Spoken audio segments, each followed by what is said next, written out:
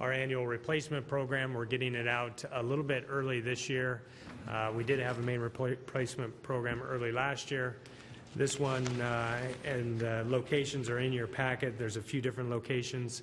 Again, we've identified these main replacements based on age of the pipe, condition of the pipe, materials, trying to make sure that it's coordinated with other projects if necessary.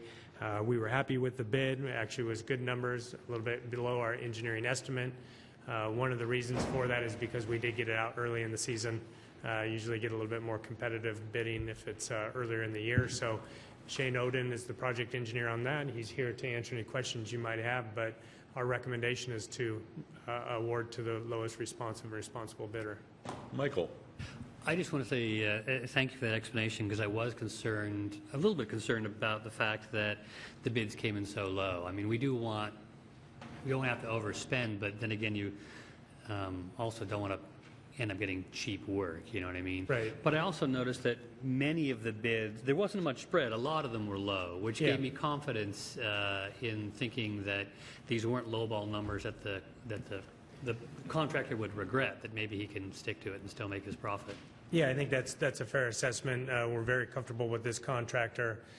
When our engineers do their estimates, they go back and look at our most recent work, take a look at the unit prices from our most recent main replacements in this case, and they put together their estimate. But we're always happy when it comes in under, and we're very comfortable with the bid and this contractor. So, kind of one small question on that.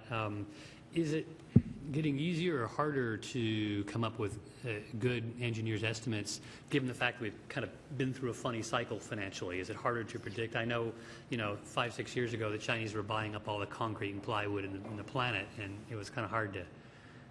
Is it more difficult or not to make those engineers' estimates now? I'll let Shane take a crack at that, because he's been preparing the estimates for all of his projects. Sure. Shane. The bids between all the contractors were fairly close together, which tells me that there was a lot of good information in the contract and the specifications for them to bid so competitively, and the fact that it was so early in the year that allowed us to get such a competitive low rate.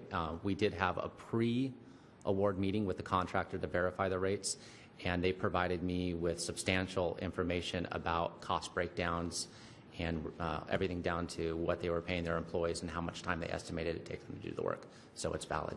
Have we been doing those pre-award meetings before? I know that this was the first time that I've chosen to do it on this project. I don't think we've been doing them too much. It is a way for us to validate whether or not we're getting a quality bid, that we're not going to get any type of bid stacking or underbid, just outrageous bids. We go into those meetings having analyzed these unit bid prices and say, hey, talk to me. Why is this, $400 cheaper than this, and how did you come up with that? And it really does give us a lot of opportunity to kind of get a lot of things out of the way before we even come to council with a recommendation to award, and I think it worked out very well in this case. Okay, because I love getting a low price, but I don't want it to be so low that we actually get shoddy service or the contractor ends up, eating a loss they didn't deserve. So I'm really glad to hear that, and I will move that we recommend awarding the bid. Okay. Jack? So my question, I'll support this too, but my question